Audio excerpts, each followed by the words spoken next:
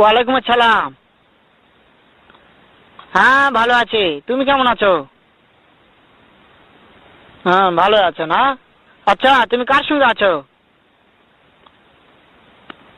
ওই মাদার চোদের সঙ্গে। ওই মাদার চোর তো এতই হারামজাদা।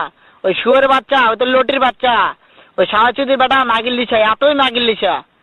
ওই হারামজাদের আমি সামনে পাইলে একটা এমন একটা চটকানি মারবো, শালা মাদার চোদ। শুনো, তাতে কি আছে? ওই মাদার চোদ ওই জায়গায় আছে নাকি? ও আমার কথা সব শুনতেছে।